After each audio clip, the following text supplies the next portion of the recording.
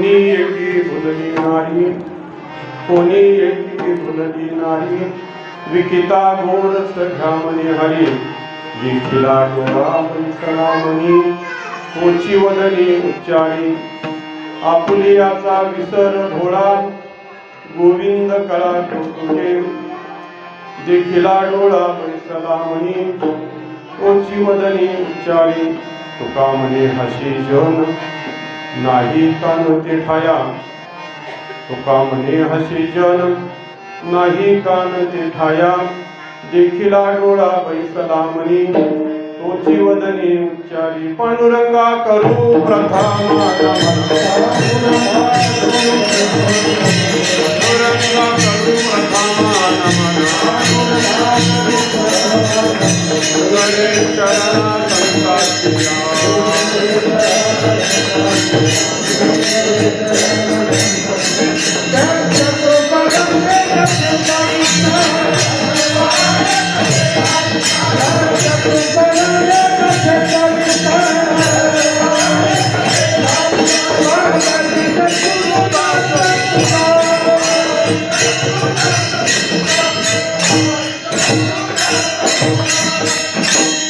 पांडुरंगा करू प्रथम नमन दुसरे चरण संतांच्या, त्यांच्या प्रपादाने कथेचा विस्तारो, बाबाजी सद्गुरु दास तुका जयांचे केलिया स्मरण, होय सकळ विद्यांचे आदिकरण, तेची वंदो श्रीचरण, श्री गुरूंचे ते नमस्कारुनी, आता मस्तक हे पायावरी, या वारकरी संतांच्या विठाला विठाला विठाला विठाला विठाला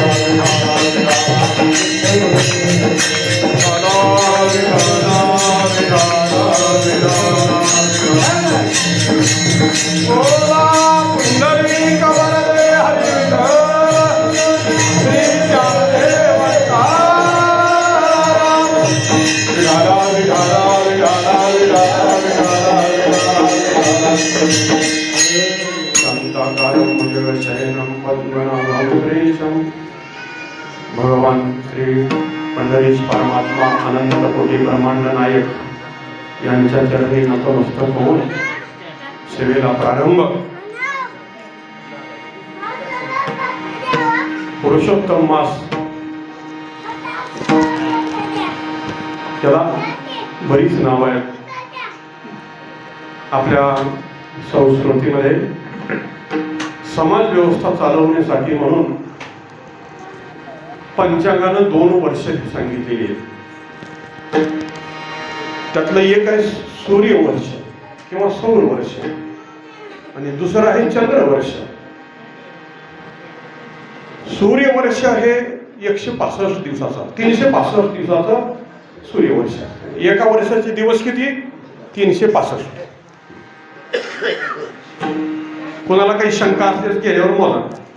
वर्षाचे दिवस 365 दिवसाचं एक वर्ष. हे सौर वर्षाच्या हिशोबाने आणि चंद्र वर्षाच्या हिशोबाने हे वर्ष 354 दिवसाचं आहे. सूर्यवर्षाचं वर्ष किती दिवसाचं? 365. आणि चंद्र वर्षाचं वर्ष किती दिवसाचं? 354. किती दिवसाचा फरक पडला? 365 वजा 354 किती दिवस राहिले? 11 दिवस राहिले.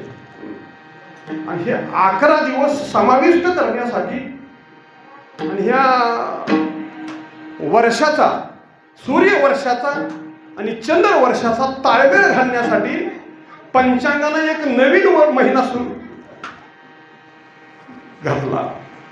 त्यावेळी हे सगळं बरोबर होते. सूर्यवर्ष आणि चंद्रवर्ष. मग 3 वर्षात 11 दिवस म्हणून किती दिवस होतात? 33 दिवस होतात. तर 30 दिवसाचा एक महिना हा त्या 3ऱ्या वर्षाच्या 12 महिन्यानंतर एक महिना पुढे सरकतो. त्याला अधिक मास असं म्हणतात. त्याच्यामध्ये थोडस 353 दिवस आणि 28 तास एवढा कालावधी शिल्लक राहत असल्यामुळं त्याचा समाविष्ट करण्यासाठी 3 वर्षाला 1 महिना आगाऊ येतो. त्या महिन्याला अधिक मास असं म्हणतात. विठाला विठाला विठाला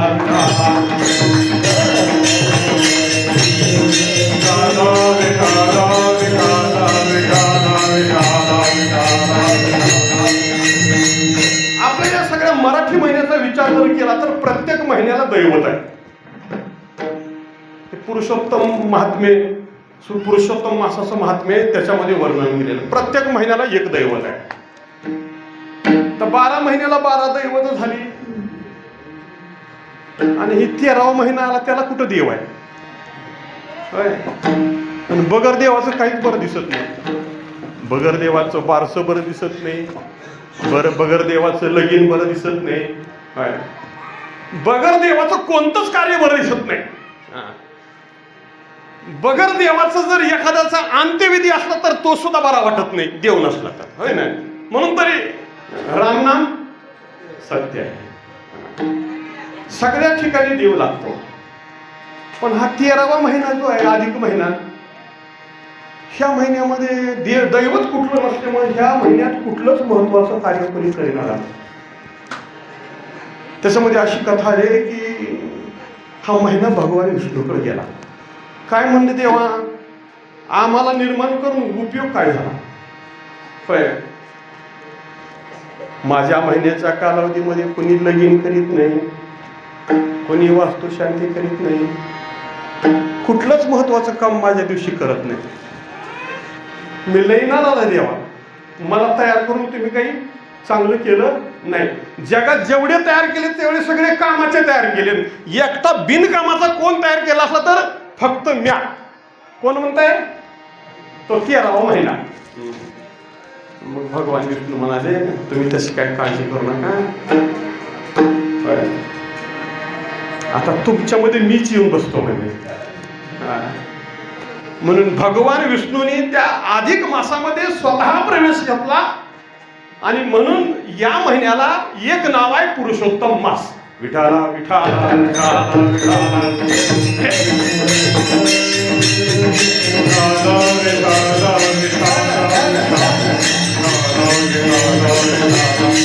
एक महिना आहे अधिक मास.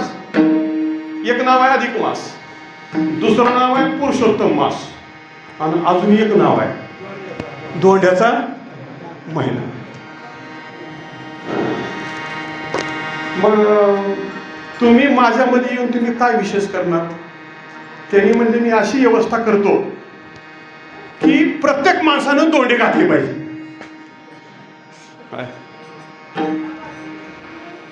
ह्या महिन्यात धोंडे घालायचे आणि विशेष करून जावयाला घालायचे. काय जेवढे जावई तेवढ्याला धोंडे घालायचे. बरं, त्याच्यामध्ये अजून एक नियम सांगितलाय महाराज राम महाराज. जावयाला 33 धोंडे घालायचे.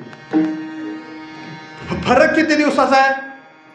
33 दिवसाचा. एखादा जावई निगम म्हणजे माफ करा, पण तिथं सांगितलेली व्यवस्था आहे. जावयाला धोंडे किती घालायचे? 33 धोंडे घालायचे. विठाला विठाला विठाला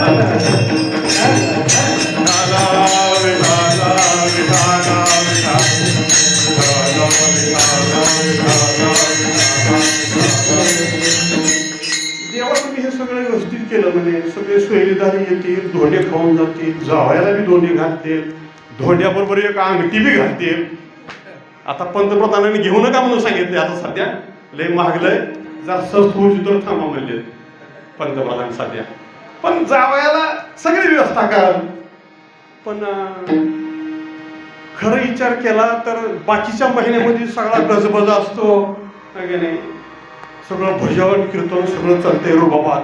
आमच्यात कुठं आहे तसं? धोंड्याचा महिना देवाला म्हणायला लागला. देव म्हणाले, जर तुझ्या महिन्यात कुणी भजन केलं तर त्याला सगळ्या महिन्यापेक्षा अधिक फळ, असं भगवंतानं सांगितल्यामुळं या महिन्यामध्ये जे भगवंताचं चिंतन करतील, महामंत्राचा जप करतील, त्यांना बाकीच्या महिन्यापेक्षा अधिक श्रेय, असं भगवंतानी आशीर्वाद दिल्यामुळं या महिन्यामध्ये सप्ताह करावा आणि चांगली संकल्पना काढली. मला वाटतं कितवा तोंड आहे आपल्या सप्त्याचा? दुसरा आहे का तिसरा? हा, चांगली संकल्पना काढली. या महिन्यामध्ये बाकी काही कार्यक्रम नाही, फक्त रामकृष्ण हरी रामकृष्ण हरी नामाचा जप करायचा. रामकृष्ण हरी एक महामंत्र आहे बघा. देवाचं प्रत्येक नाव मंत्र आहे आणि देवाच्या नावाचा मंत्र हा संतांनी त्याला उच्चार करून त्याला शुद्ध केलेला आहे. देवाला नावं किती? भगवान विष्णूला 1000 नाव, 1000 म्हणजे देवाचे 1000 नाव आहेत. ते 1000 स्वतंत्र मंत्र आहेत. विष्णू सहस्रनाम म्हणजे देवाचं एक नाव म्हणजे एक मंत्र आहे. काही मंत्र लय अवघड. ओम नमो भगवते रामकृष्ण वासुदेवा हा मंत्रच आहे. हा सुद्धा मंत्रच आहे. हा तरी सोपा केलेला मंत्र आहे. विष्णू सहस्रनामामध्ये जे मंत्र दिलेले आहेत ते मंत्र बघा, ते सिद्ध केलेले मंत्र आहेत.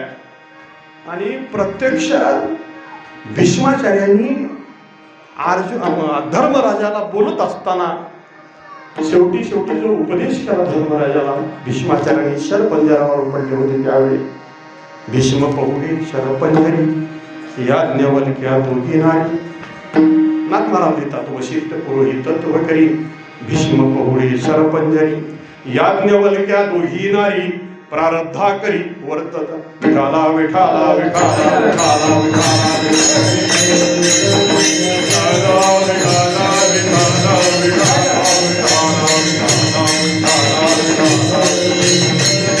उत्तरायणाची वाट बघत भीष्माचार्य रणभूमीवर पडले होते. बाणाच्या शय्येवर भीष्माचार्यांना भेटायला सगळे जायचे.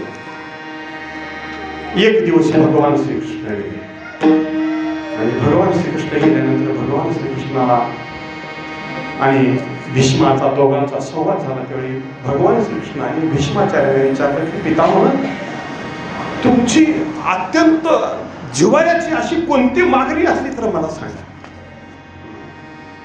भगवान श्रीकृष्णाला भीष्माचार्य म्हणतात. त्यावेळी भीष्माचार्यांनी सांगितलं की भगवंता, माझे प्राणज्योत मालवण्यापूर्वी आणि उत्तरायण सुरू होण्यापूर्वी धर्मराजाला घेऊन या. धर्मराजाला मी उपदेश केल्यानंतर माझं चित्त शांत होईल. थोर पुरुषाची भेट झाली, अजात शत्रूची भेट झाली की माझं जीवन कृतार्थ होईल. तुझ्या दर्शनानं तरी कृतार्थ झालो, पण सत्पुरुषाच्या दर्शनानं मी कृतार्थ होईल. ही भीष्माचार्याची भाषा आहे. आणि भीष्माचार्यांनी धर्मराजाला काही उपदेश केला. त्याच्यामध्ये विष्णू सहस्रनामी आहे, त्याच्यातलं महत्वाचं आहे. विठाला विठाला विठाला विठाला विठाला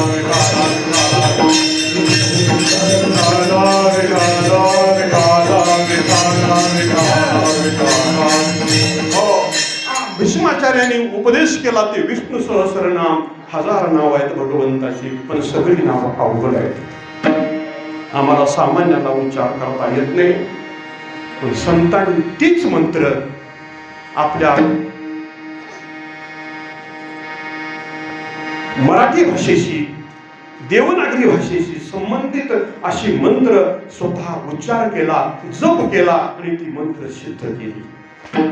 त्याच्यामध्ये 2 अक्षराचे काही मंत्र आहेत. राम राम राम स्मरा आधी, लाहो करा गाठ घाला कुळबंदी, सांडा वाऊगिया उपाधी, लक्ष लागूनी रहा गोविंदी गा. राम राम हे 2 अक्षराचा मंत्र आहे. राम एक 2 अक्षराचा मंत्र संतांनी सिद्ध केला. राम काय करतो? राम मंत्राने काय होतं तर जो राम नामाचा उच्चार करतो तो भगवंताच्या चरित्रामध्ये रममान होतो. जो राम नामाचा उच्चार करतो देव त्याला आपल्यात रमवतो, म्हणून राम रमवणार आहे. विठाला विठाला विठाला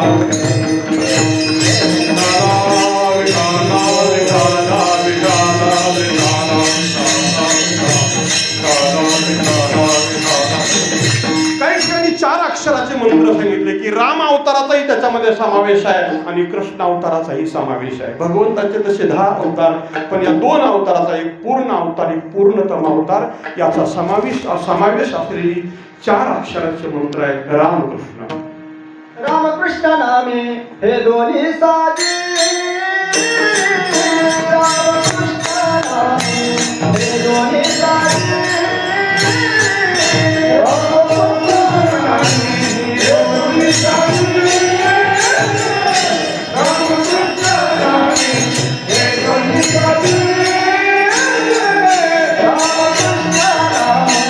हे दोन्ही साजे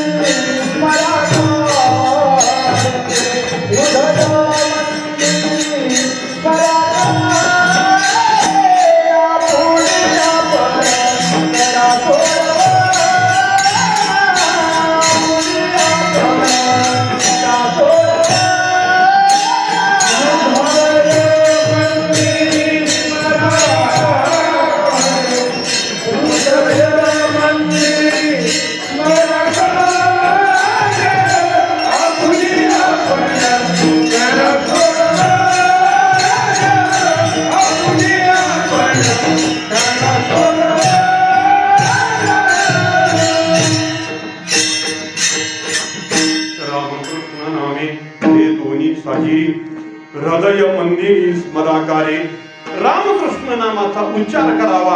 हे 4 अक्षराचा मंत्र आहे रामकृष्ण. तुम्ही म्हणाल राम सोपं होतं, अजून कृष्ण मध्ये घालून थोडं अवघड केलं. रामकृष्ण नामाचा उच्चार केल्यानं फलश्रुती काय मिळते ज्ञानोबरायांनी अनेक ठिकाणी प्रतिपादन केलंय. हरिपाठ बघून घ्या, त्यातलं एक प्रमाण फक्त तुमच्या पुढे ठेवतो.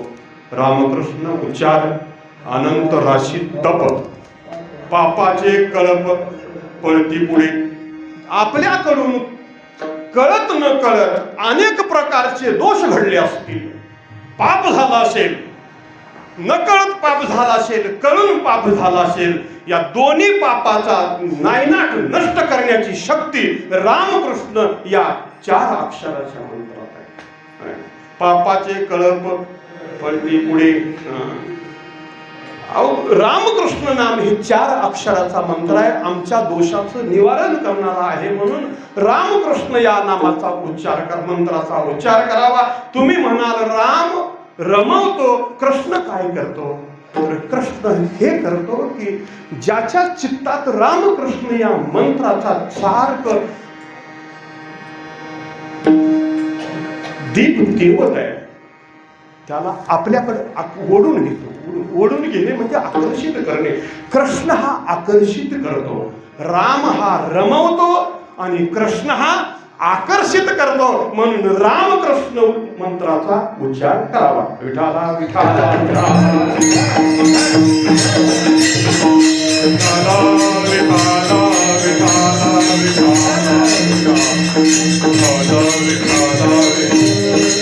ज्ञानोबरायांनी रामकृष्ण मंत्र सिद्ध करून दिला. तुकोबरायांनी 6 अक्षराचा मंत्र सिद्ध करून दिला. पहिलं राम हे 2 अक्षराचा मंत्र, कृष्ण हा रामकृष्ण हा 4 अक्षराचा मंत्र.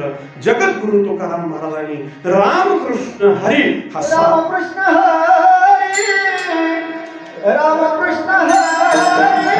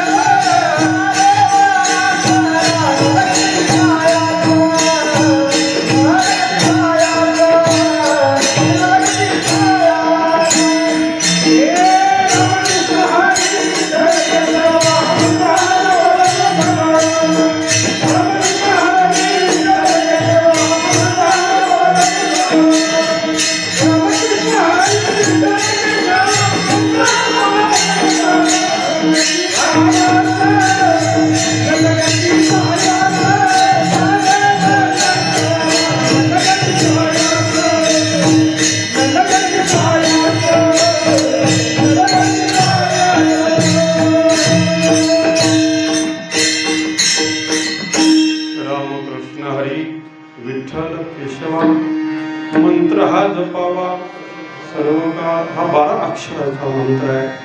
जगद्गुरु तुकोबरायांनी दिलेला आहे. रामकृष्ण हरी 6 अक्षर झाले, विठ्ठल 9 झाले आणि केशवा 12 झाले. 12 अक्षराचा मंत्र तुकोबरायांनी दिला. याही पेक्षा अजून जगद्गुरु तुकोबराय म्हणतात की एक दिवस मला स्वप्नामध्ये माझ्या सद्गुरूंनी भेट दिली. गंगेवर स्नानाला चाललो होतो आणि गंगेवर स्नानाला गेल्यानंतर माझे सद्गुरू भेटले आणि सद्गुरूंनी मला उपदेश केला. महाराज, मी तुम्हाला ओळखलं नाही, तुमचं काय नाव आहे? तर महाराजांचे सद्गुरू म्हणाले, बाबा, मला बाबाजी म्हणतात रे. बाबाजी आपुले सांगितले राम, मंत्र दिला राम कृष्ण हरी.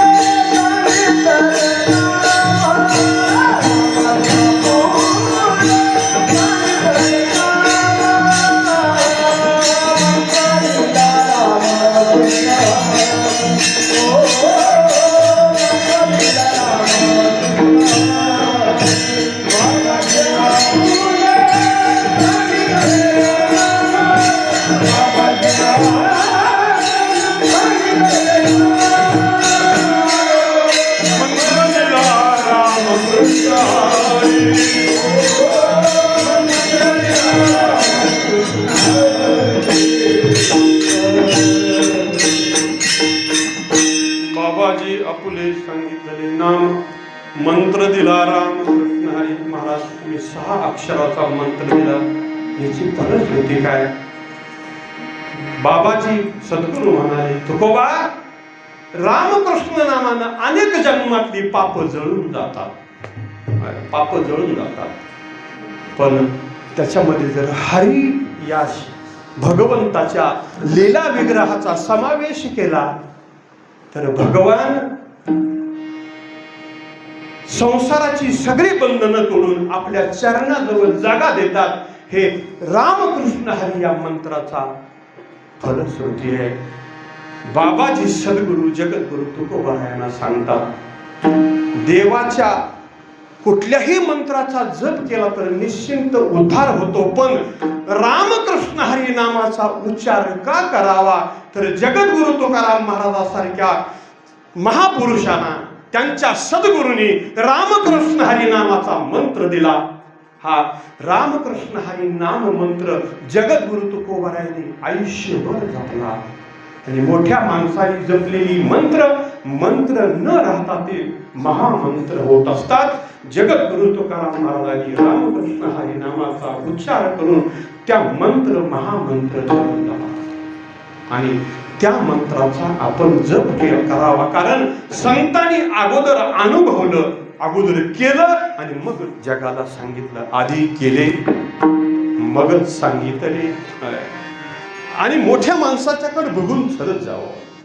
मोठ्या माणसाच्याकडे बघून हे चाललं म्हणजे चालणाराला हानी होत नाही, दुःख होत नाही, त्रास होत नाही. पुढे गेले त्यांचा शोधित मार्ग, चला जाऊ लाग घेतानी आपण त्यांच्या मार्गे जावं. ती वाट ज्ञानोबा खूप गोड बोलतात. ती वाट कृपेची करीतो, दिशा स्नेहेची भरितो, जीवातळी अंतरितो, जीव आपुला विठाला विठाला विठाला विठाला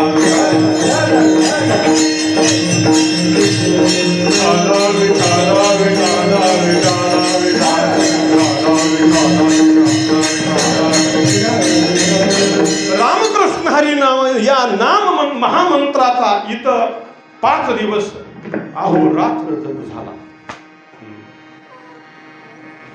याची खूप मोठी फलश्रुती आहे बघा. मी एका गावामध्ये कालीच्या कीर्तनाला गेलो होतो आणि त्या गावात अगोदर अनेक वेळा गेलो. तिथे एक डोक्यावर परिणाम झालेला माणूस होता.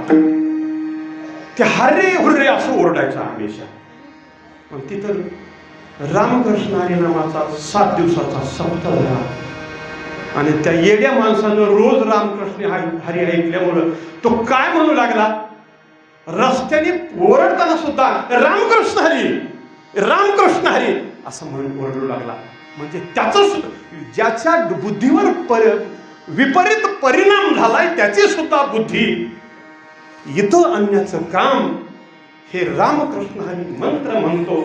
म्हणून आपल्या गावामध्ये ज्यावेळी रामकृष्ण हरी नामाचा जप चालू होता त्यावेळी माणसं झोपेतून जरी उठले तरी रामकृष्ण हरी नाम कानावर आल्याबरोबर मुखानं नाही म्हणलं तर कान का होईना, अंतकरण वृत्ती का होईना, पण रामकृष्ण हरी नामाची निश्चिंत जप करणार ही त्याची फलश्रुती आहे. विठाला विठाला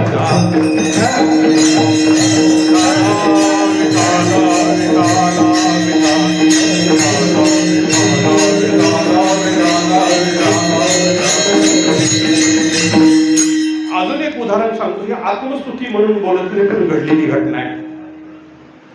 एक माणूस भजन करणाऱ्या माणसाला दररोज शिव्या द्यायचा. तो माझ्या संपर्कातला होता, लातूर मधला राहणारा.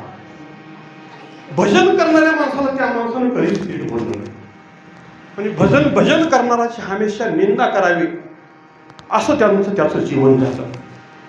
बरेच दिवस झाल्यानंतर एके दिवशी तो आजारी पडला.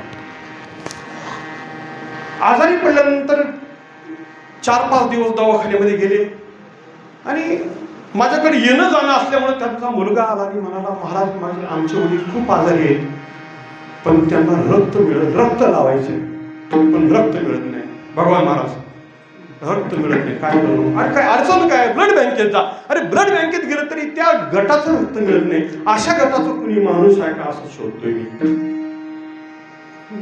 मला विचार तुमचं काय? माझं एबी पॉझिटिव्ह आहे. मग ती चलते बघा. त्यावेळी मी दरवर्षी रक्तदान करतो, वर्षातून 3दा रक्तदान करतो. त्यावेळीची गोष्ट आहे, आता नाही, आता करत नाही. आता 60 वर्षाच्या नंतर रक्त घेतही नाही, पण त्यावेळी रक्तदान करत होतो मी. म्हणलं माझं चालतंय.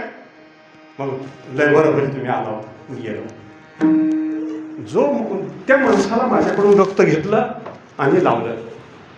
आम्ही तिथंच बसलो होतो. थोडा वेळ आम्ही बाहेर बसलो, चहा घेतला आणि तो माणूस ज्यावेळी रक्त दिलं त्यावेळी तो बेशुद्ध होता आणि रक्त दिल्यानंतर तो होशीवर आला. पण रक्त दिल्यानंतर होशीवर आल्याबरोबर तो पहिल्या सुरुवातीला म्हणाला रामकृष्ण हरी. आणि हे ऐकल्यानंतर मला सुद्धा धन्यता वाटली. मी का बोलतो, ज्याच्या जीवनात भगवंताच्या नामचिंतनाचा अखंड झरा वाहतो त्याचं जीवन स्वतः पवित्र असताना जगाला पवित्र करण्याची क्षमता त्याच्या अंतःकरणामध्ये असते. हे रामकृष्ण हरी नामाचा असलेला महिमा आहे. विठाला विठाला विठाला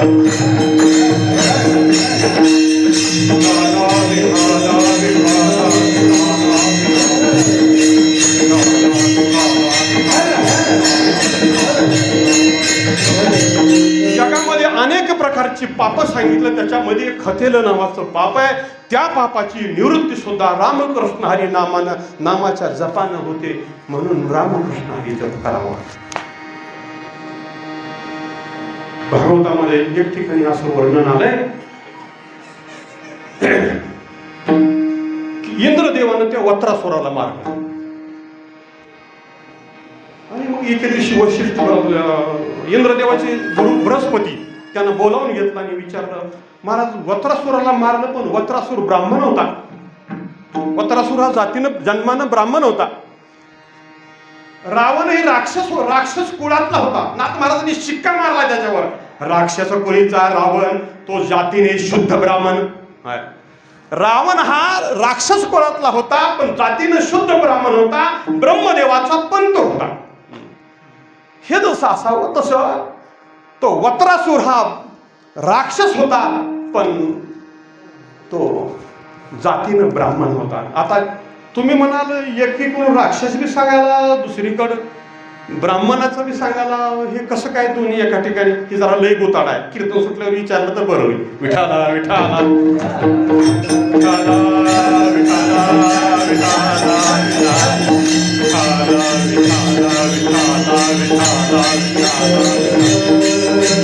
इथं सांगितलं असं पण त्याच्यात वेळ जाईल जास्त म्हणून ते आता इथं प्रकट करत नाही.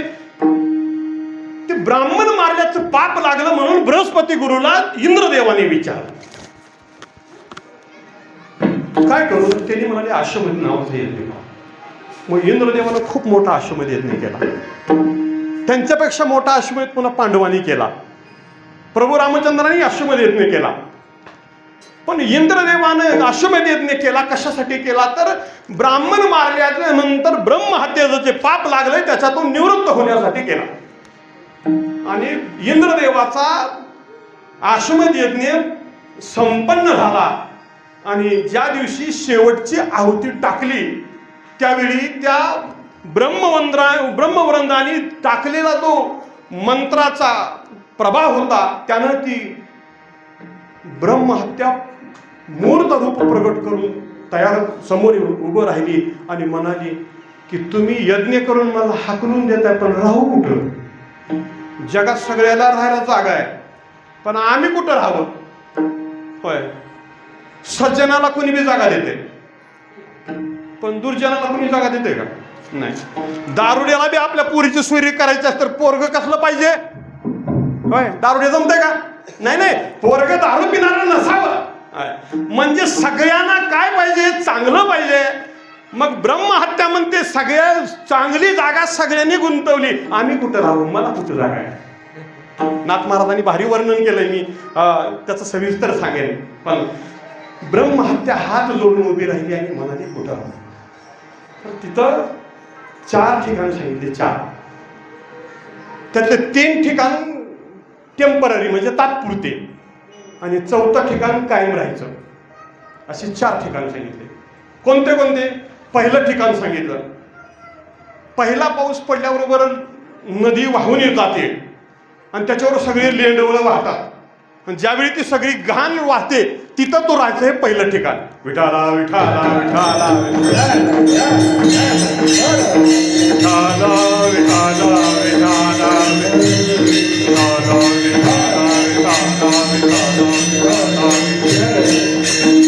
दुसरं ठिकाण कुठं राहू. माझं दुसरं ठिकाण कुठं आहे. ब्रह्महत्या दुसरं ठिकाण काय विचारते. पहिल्या सुरुवातीला पाणी आलं वाहून गेल्यावर पुन्हा शुद्ध पाणी येते मग मला कुठं जागा आहे तिथं राहायला. मग दुसरं ठिकाण सांगितलं उकरड्यावर जा. उकंड्यावर काय असते आता संडास बांधले. पहिलं कुठं होतं बारक्यानं शी केली तरी बी तिथंच म्हाताऱ्यानं शी केली तरी तिथंच घरातला केर काढला तरी तिथंच सगळी घाण आणायची जिथं टाकायची त्याचं नाव उकिरडा. आणि मग सांगितलं की तुझं दुसरं ठिकाण उकिरड्यावर. विठाला विठाला विठाला विठाला विठाला विठाला.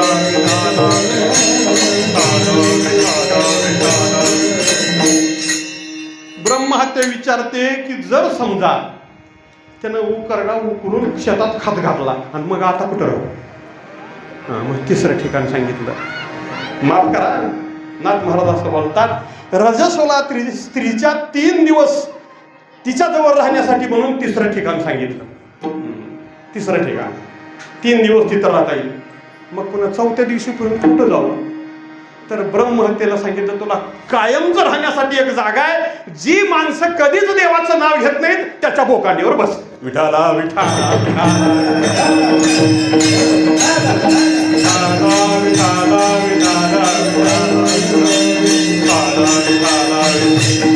नाथ महाराजांची कशी गोड भाषा आहे बघा. बाकीच्या मागच्या गोव्या सांगत नाही एवढी एक सांगतो उशीर व्हायला.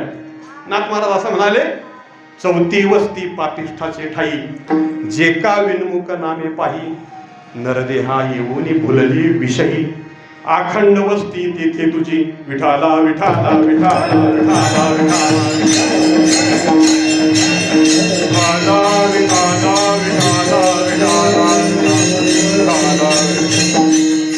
ज्ञानोबा हरिपाठात सुद्धा बोलतात नामाशी विनमुख तो नर पापिया हरिविन धावया नपवे कोणी. म्हणून सगळ्यांनी या ब्रह्महत्येसारख्या पापापासून आलिप्त राहायचं असेल तर रामकृष्ण हरी नामाचा उच्चार करा. म्हणून महाराज म्हणतात रामकृष्ण हरी नामाचा उच्चार करावा. आणि आपल्या गावामध्ये 5 दिवस असा उत्सव झाला. सगळ्यांनी रामकृष्ण हरी नामाचा जप केला. आणि आता सप्ताह झाल्यावर काला झाल्यावर आता पुढच्या 3 वर्षालाच घ्यायचं बरं का. हे कशासाठी आहे? या 5 दिवसात जे घेतलेलं नामचिंतन आहे ते आपल्या आयुष्यात अखंड चालू ठेवायचं. झोपेतून उठल्यावर जे चालू करायचं ते झोपी जाईपर्यंत. दुसऱ्याला बोलत असताना तेवढं बंद. आणि बोलणं संपलं एकटी असलो की मनातल्या मनात का होईना पण रामकृष्ण हरी म्हणायचं. या सप्त्याची ही फलश्रुती आहे आणि या सप्त्याचं हे फळ आहे. विठाला विठाला विठाला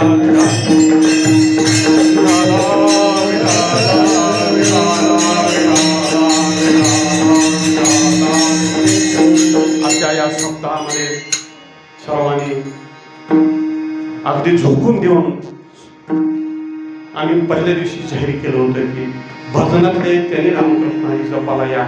पण जे भजनातले नाही त्यांनी बी या बसा. आणि हो काही पोरं कधी भजनाला हे नाचली हो पोरं. आनंद वाटला. जी कधीच भजनात आली नाही तर देवळात आली नाही त्यांनी पाऊल धरून नाचला. मला त्यांच्यासाठी खूप आनंद वाटतो. त्यांच्यासाठी टाळ्या वाजवा एकदा. आणि हा आनंद सगळ्याच्या अंतःकरणात अखंड राहावा हे आपल्या सप्ताहाची फलश्रुती आहे. आणि म्हणून महाराज म्हणाले अखंड नामचिंतन करावं. आपल्या गावामधील सर्वांनी याच्यामध्ये झोकून दिलं. अगदी तरुण मंडळी मित्र खूप याच्यामध्ये सहभाग घेतला. आम्हाला महिला माता वर्गाने खूप मोठी साथ केली. दिवसभर आम्ही सांभाळतो म्हणजे तुम्ही दिवसाची काळजी करू नका, रात्री तुम्ही बघा. आम्हाला रात्रीची सुद्धा अशी अडचण होती की 12 पर्यंत माणसाची झोपीचा टाइम ढकलू शकतो. 12 पर्यंतची अडचण होती. काही माणसं म्हणले आम्हाला 12च्या पुढे जागायला जमत नाही. बरं तुमच्यासाठी सूट. ह्याच्यामधली काही माणसं अशी निघाली की 12 नाही पहाटे म्हणलं तर आम्ही तयारच आहोत. आमचे तात्या भगवान महाराज शिवाजी महाराज काय ही माणसं तयारच होती. मी सांगितलं मी सुद्धा ज्यावेळी ज्या कालावधीत माणसं कमी येतील त्यावेळी मी येतो. मला काही जास्त वेळ इथं जप करायला थांबू दिलं नाही. पण तुम्ही इथं करत असलेला जप मी अहोरात्र ऐकत होतो. तो जप माझ्याकडेही चालू होता. हा खूप मोठा आनंद सगळ्यांनी भोगला. आणि हा आनंद असाच आपल्यात असावा. या तरुण मंडळींनी याचं नियोजन केलं त्यांच्यासाठी खूप खूप धन्यवाद. आणि या कार्यक्रमाच्या शेवटी सांगता करण्यासाठी म्हणून आपल्या गावातल्या 3 माणसांनी दानशूर व्यक्तींनी आपला सहभाग नोंदवला. म्हणजे आता हे एवढं तुम्ही सगळं करता तर आम्ही एक करणार आहेत. आता हे तरी करायचंच होतं आपल्याला सगळ्याला मिळून. पण त्यांनी सांगितलं शेवटचा जो महाप्रसादाचा बोजा आहे ते आम्ही घेणार आहेत. म्हणून धर्मदादा गोडसे, प्रकाश गोडसे आणि विनायक मस्के या 3 माणसांनी हा भार आपल्यावर घेतला आणि या कार्यक्रमाला पूर्णता आणली. विठाला विठाला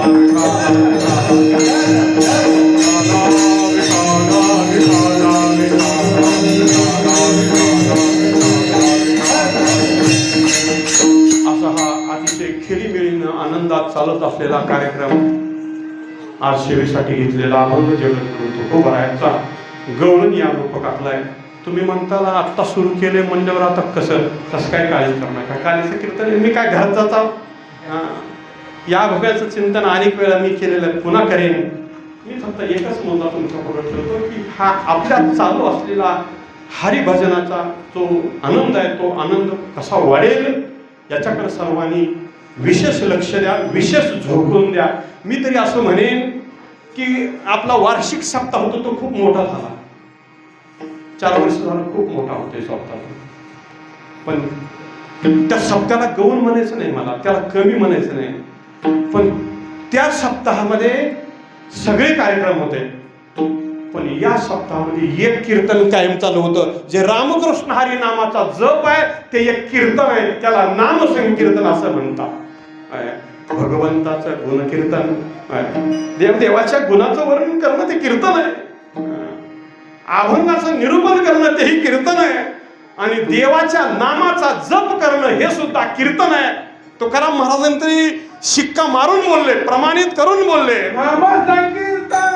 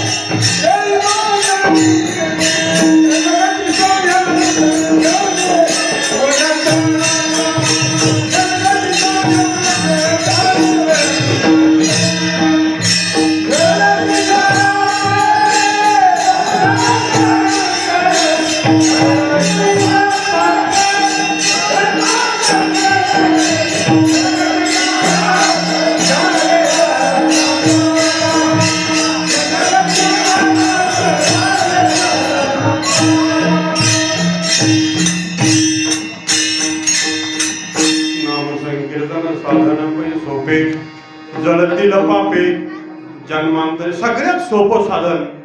आणि या नाम संकीर्तनाने अनेक जन्माची पाप जळून जातात.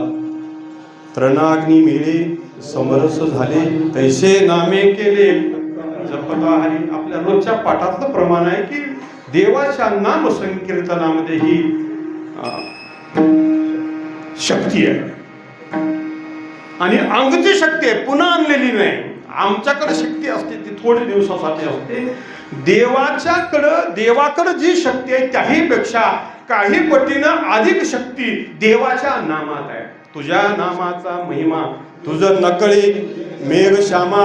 देवा तुला माहित नाही तुझ्या नावामध्ये किती महिमा आहे, त्या आम्ही जाणतो. तुकाराम महाराज बोलले, देवा तू आहेस, सगळ्या जगाला तारणारा आहेस, पण तुझ्या तारण्यापेक्षा तुझ्या नावानं अनेक तरले, अनेक तरुण जातील, अनेक तरले आणि तरुण जातील. हा अव्याहत कल्पांतापर्यंत हे चालत राहील एवढी शक्ती या नामामध्ये आहे. म्हणून देवा तुमच्या कार्याबरोबर, तुमच्या कार्यापेक्षा काही पटीनं अधिक कार्य तुमच्या नामाचं आहे.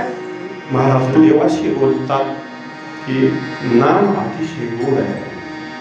देवा तुझं नाम गोड आहे, ते अखंड हृदयात असावं, मनात असावं, तोंडात असावं. अगोदर तोंडात यावं लागतं, मग मनात येतं आणि मग ते हृदयात उतरलं. ज्ञानदेवा ज्ञानी रामकृष्ण म्हणी. ज्याच्या हृदयामध्ये या नाम चिंतनाचा अखंड झरा चालू आहे ती माणसं पवित्र झालेली असतात आणि त्यांची देह असून देहाची स्थिती बदललेली असते. अशीच एक गवळण तिचं वर्णन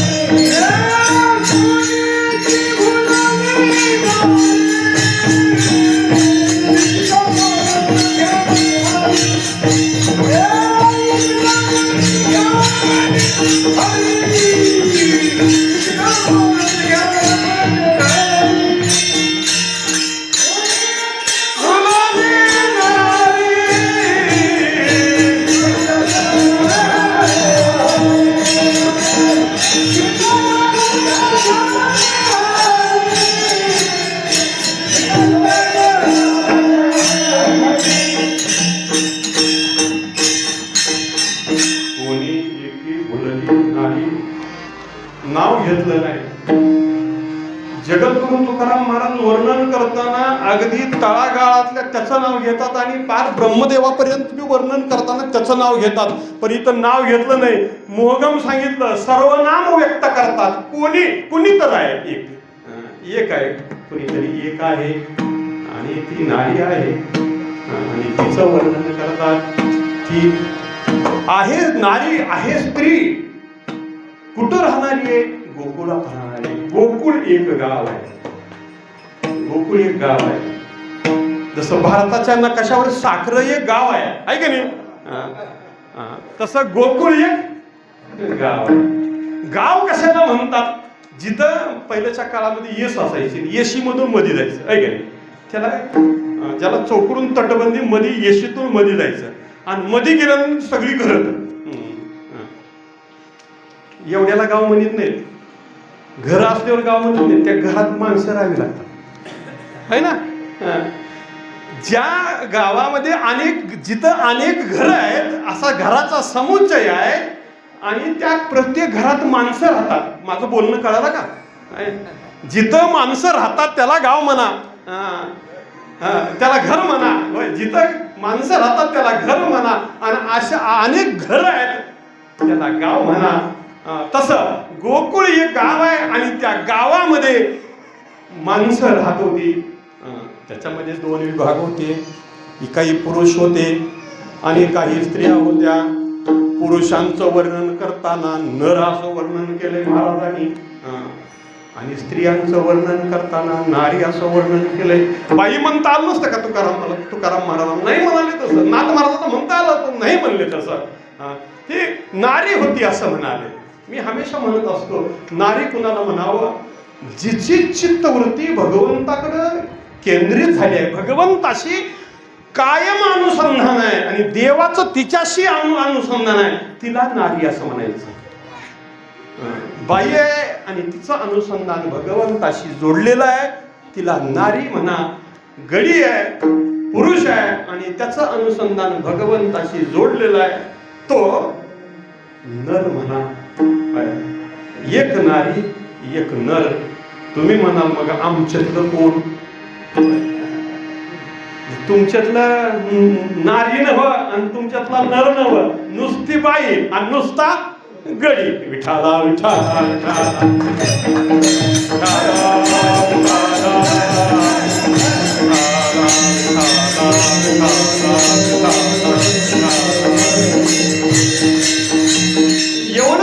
एवढं याचं वर्णन परिपूर्ण नाही. याचं वर्णन अजून परिपूर्ण करण्यासाठी अजून एक वाक्य बोलतो.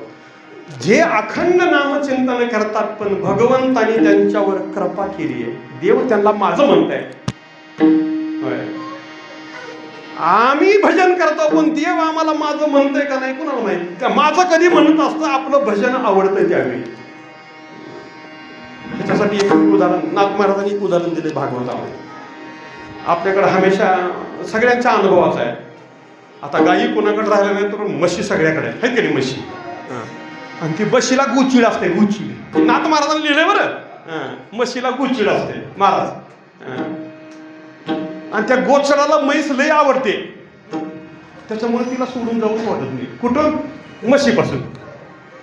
गोचडाला म्हैस आवडते पण म्हशीला गोचिड आवडते का? हे नाथ महाराज बोलतात. गोचिड आवडे म्हशी, परी गोचिड नावडे तिशी. हे गोचडाचं उदाहरण गोचडासाठी म्हशीसाठी नाही दिलं, आपल्यासाठी दिलंय. आपल्याला जर देवाचं पूर्ण अनुसंधान नसेल, विषय भोगापुरता देव पाहिजे असेल तर आम्ही बी गोचडासारखेच आहेत. आमचं भजन तसं असेल तर मग देव आमच्यावर कृपा करत नाही. ज्यांच्यावर देवानं कृपा केली त्यांना काल्याचा अधिकार आहे. ते भगवंताच्या जवळचे आहेत. ज्यांचं भगवंताशी अनुसंधान आहे ते भगवंताचे प्रिय आहेत आणि त्यांचं वर्णन महाराज वर्णन करतात. काय वर्णन करतात? कोणीतरी एक नारी आहे आणि ती आपल्या शरीराच्या कडून संसारातलं काम करते. संसारातलं काम बंद पडू देत नाही. तुम्ही म्हणाल भजन करा, तुम्ही घरचं सगळं नाही, घरचं काही सोडू नका, घरचं काम चालूच राहू द्या. पण घरचं काम चालू करत असताना घरच्या कामामध्ये शरीराकडून सगळी कामं होत असताना मनानं मात्र देवाचं चिंतन व्हावं, हे सगळ्यात महत्त्वाचं या भक्ती क्षेत्रातलं आणि आमच्या गृहस्थ आश्रमामध्ये अतिशय उत्तम आणि सगळ्यांच्या जवळचं असं साधन हे सांगितलं. कामामध्ये काम, काही म्हणा राम राम, जाईल भवश्रम, सुख होईल दुःखाचे. शरीराकडून सगळी काम होऊ द्या, पण चित्तानं मात्र भगवंताचं चिंतन करते, अशी अवस्था तिची होती. म्हणून महाराज तिचं वर्णन करतात. जगद्गुरु तुकाराम महाराज वर्णन करतात म्हणजे तुमच्या माझ्यासारखे येड्या गाभाऱ्याचं वर्णन करतील का? नाही करणार ते कोणाचं बी वर्णन. तुकाराम महाराज ज्या अर्थी वर्णन करतात त्या अर्थी त्यांचा विशेष अधिकार आहे, म्हणून वर्णन करतात. काय अधिकार आहे महाराज त्यांचा विशेष? तर ती घरातलं काम, आपल्या शरीराचं काम, संसाराचं काम शरीराकडून करते, पण चित्तानं मात्र देवाचं चिंतन करते. महाराज ते बोलतात, विकिता गोरस घ्या म्हणे हरी. महाराज तुम्ही सांगायला पण आम्हाला हे तुमचं बोलणं नाही कळालं. तर महाराज म्हणाले कळण्यासाठी त्याचं उत्तर महाराज अभंगाचे.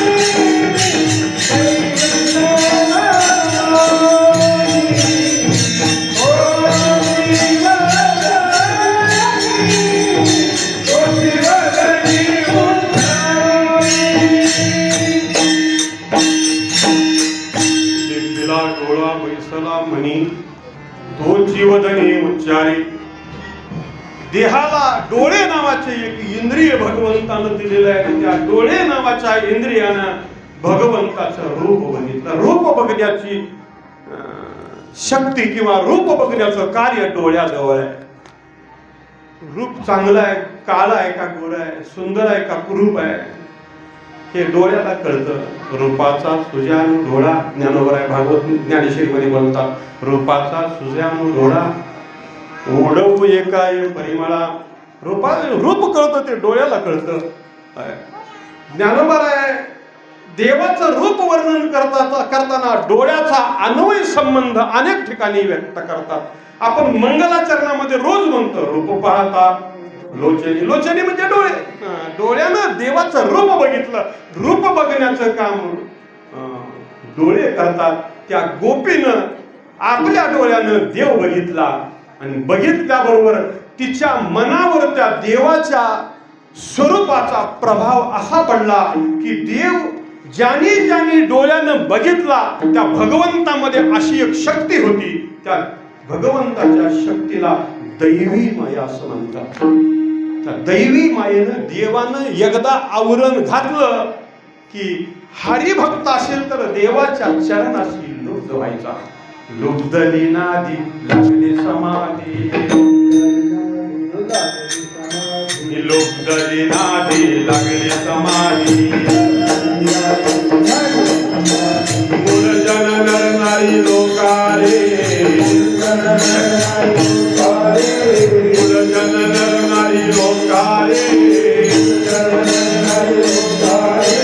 पंडित ज्ञानी योगी महानुभावा पंडित ज्ञानी योगी महानुभावा एकती सिद्ध साधकारे एकती सिद्ध साधकारे नकदी आनंद कल्लोळी पवित्र गाणे नामावली नकदी कल्लोळी पवित्र नामे नामावली रे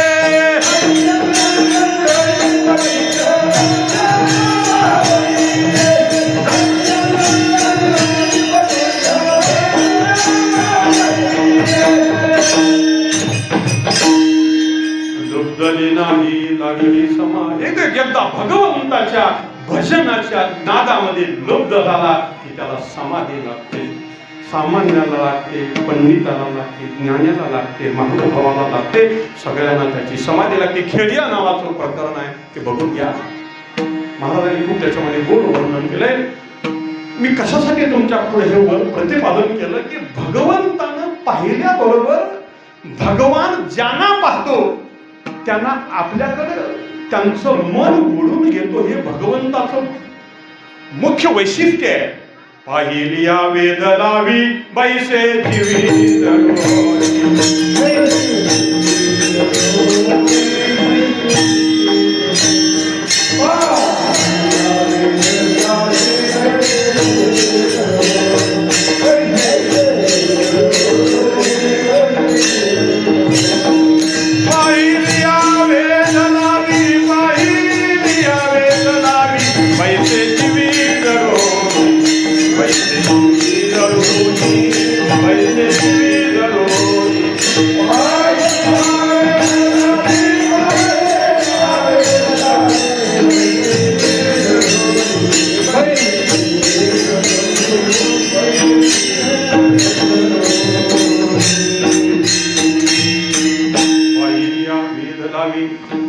त्यांचं चित्तवृत्ती आपल्याकडे वेधून घेतो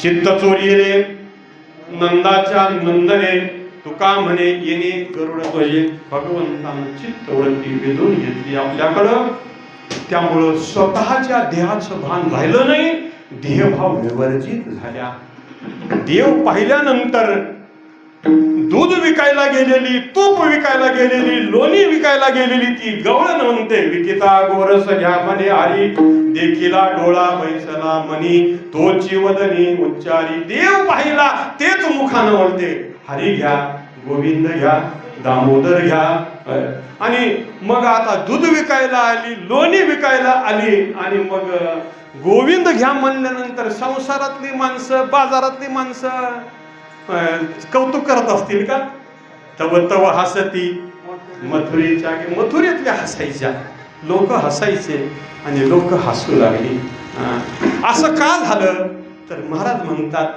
आपल्या शरीराचा विसर पडला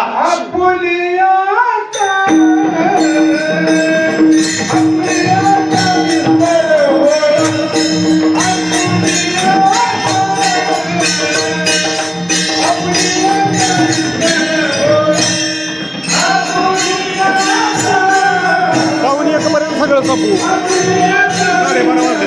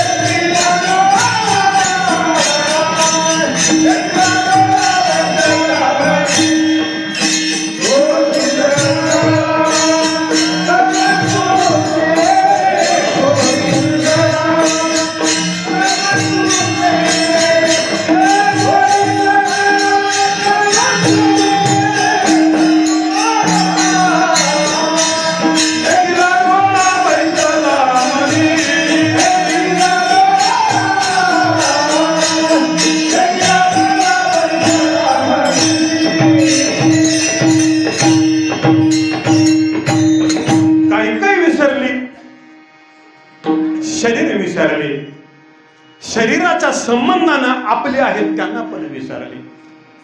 सासरे माहेर, सासू सासरे दीर, याच्यावर मी खूप बोललोय मागच्या कीर्तनात.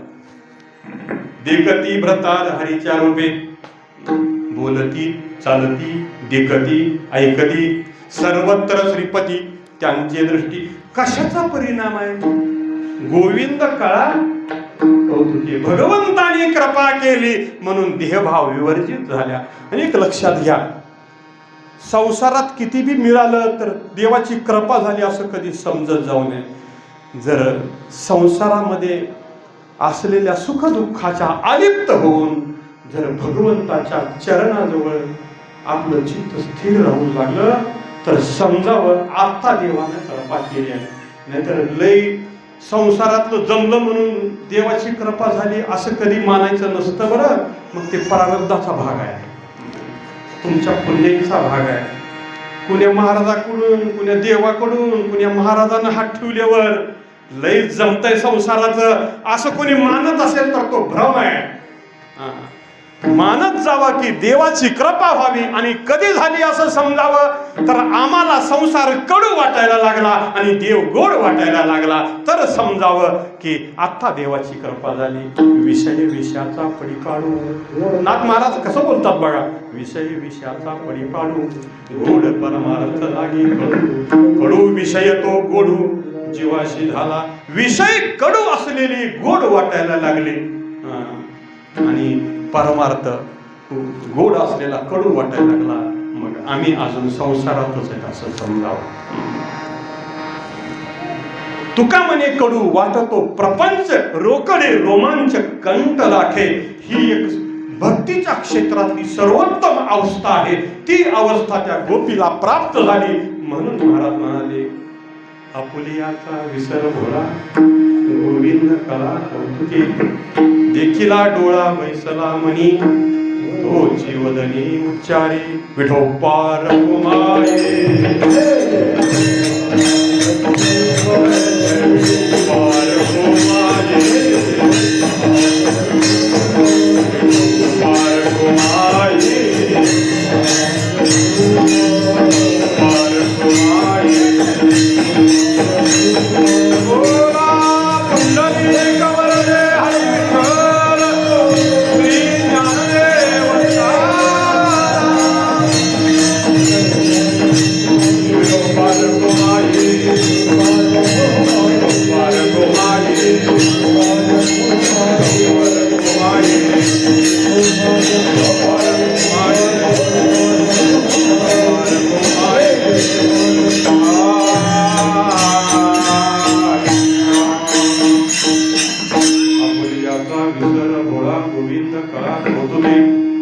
देखिला डोळा वैसला मनी, तुझी वदनी उच्चारी.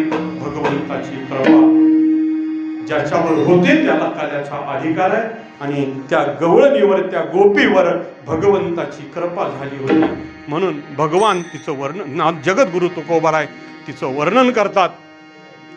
आपुलियाचा विसर भोळा गोविंद कळा कौतुके. भगवंताच्या काही लीला गोकुळामध्ये भगवंतांनी केल्या. तो लीला विग्रहाचं वर्णन करावं असा एक दंडक आहे. आणि भगवंतांनी अशा काही लीला केल्या की त्या लीलेमुळं खरी कृपा आमच्या देहभाव विवर्जित झाला की भगवंताची कृपा आमच्यावर झाली असा आहे. पण कुणाला संसारातलं पाहिजे त्यांच्यासाठी सुद्धा तो देतोच असा आहे. भगवंताच्या लीला विग्रहामध्ये एक घडलेला प्रसंग सांगतो आणि सेवेला पूर्ण विराम देतो. गोकुळामध्ये असे सगळे पुरुष स्त्री राहत होते की त्यांना देवाशिवाय करमत नव्हतं. काही गवळणीचं वर्णन करतात. घरात भरलेल्या घागरी सांडून द्यायच्या आणि सासूबाईला सांगायचं, सासूबाई घरात पाणी नाही, पाण्याला जाऊ का.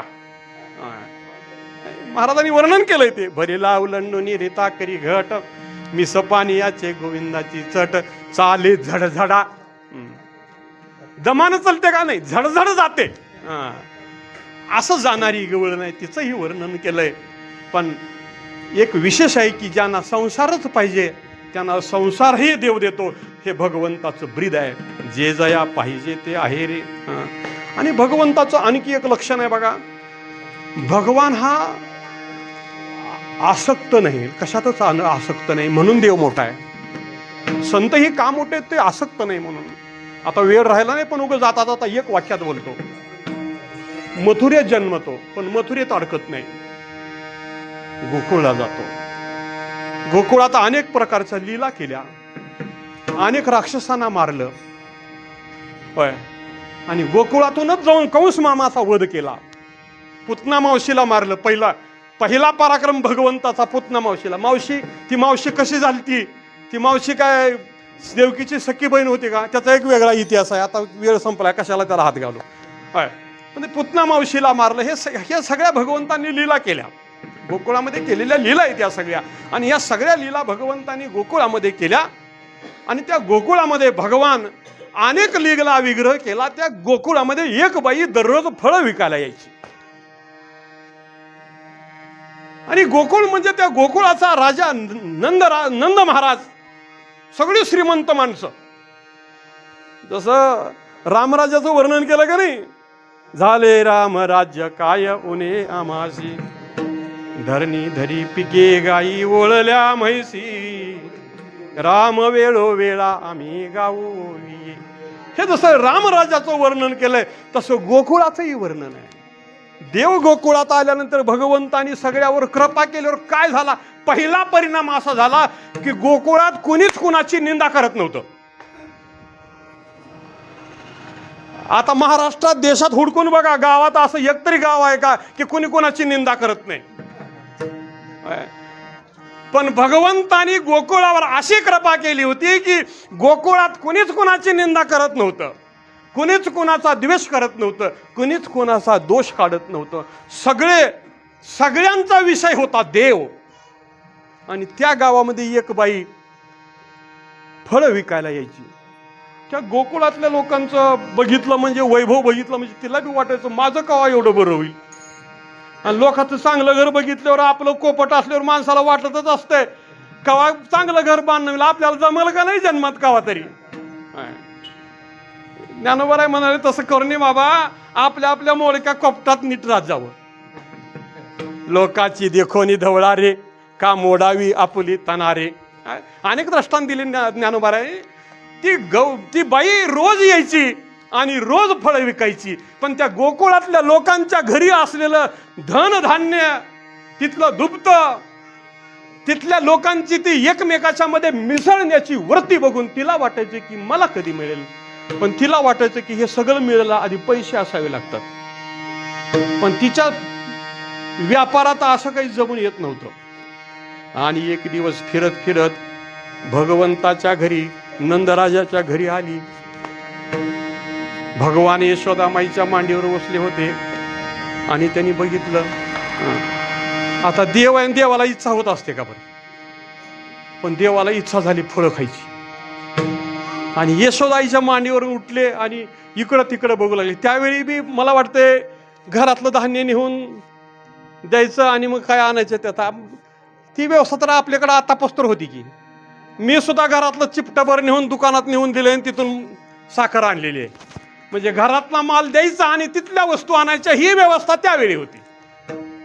भगवंताला वाटलं आपण जावं आणि त्या बाईपासली फळं खायला आणावे. मग आता त्या बाईला द्यायचं तर काय आणायचे कसे, काय द्यायचं त्या बाईला? भगवान गेले आणि एक घरामध्ये धान्याची कोटी होती ठेवलेली लहानशी. भगवंताचं वय तर किती होतं? 4-5 वर्षाचं वय आहे. गेले आणि मुठीमध्ये ते धान्य घेतलं. आता बारक्या लेकराच्या, 5 वर्षाच्या लेकराच्या हातात किती माते आणि ते घेतलं. तर आई बगल म्हणून असं चोरटी मूठ धरली आणि हळूहळू बाहेर चालले. त्यातलं अर्ध खालीच सांडलं. आणि त्या फळं विकणाऱ्या बाईनं बघितलं की कृष्णाच्या हातात काहीतरी आहे. आणि कृष्णाला बघितल्याबरोबर, कृष्णाच्या रूपामध्ये असं तेज होतं की ते बघितल्याबरोबर मी फळं विकायला आले हेच विसरून गेली. आणि आल्याबरोबर भगवंताच्या हातामध्ये जी मुठभर, त्यांच्या मुठीनं, लहान मुलाच्या मुठीनं जेवढे धान्य मावतंय तेवढं मावलेलं धान्य तिथं घेऊन आल्याबरोबर ती त्याच्याकडे बघतच राहिली. आणि भगवंताच्या हातातले मुठीतले दाणे आपोआप खाली पडले आणि तिच्या टोपलीमध्ये पडले आणि तिनं आपल्या हातानं देवाच्या दोन्ही हातात मावतात एवढी फळं दिली. देव मध्ये गेला आणि देव मध्ये उंबऱ्याच्या गेल्याबरोबर तिचं टोपलं सोन्यानं भरलं. म्हणजे ज्याला संपत्तीच पाहिजे त्याला संपत्ती सुद्धा देव देतो. पण आमचे भक्त त्याच्यामध्ये गुंतत नाहीत. जे संपत्तीमध्ये गुंततात त्यांच्याकडे ते बघत सुद्धा नाहीत. मग संपत्तीवानाकडे बघत नसली तर लोकांनी स्तुती केली तिकडे बी बघत नाहीत आणि लोकांनी निंदा केली तिकडे बी बघत नाहीत आणि लोकांनी चांगलं म्हणलं तिकडे बी बघत नाहीत आणि लोक आपल्याला हसत असले तर तिकडे सुद्धा बघत नाहीत. आणि महाराज याचं वर्णन अभंगाच्या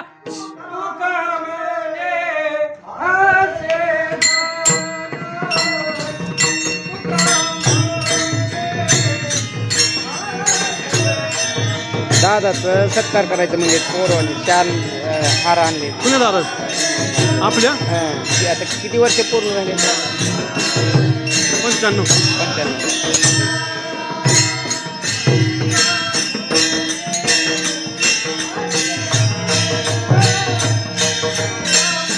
आता ही विनेगरी इथं आल्यावर तुम्हीच सांगा ती. बरं आणि तुम्ही करा, मी कसं सांगू.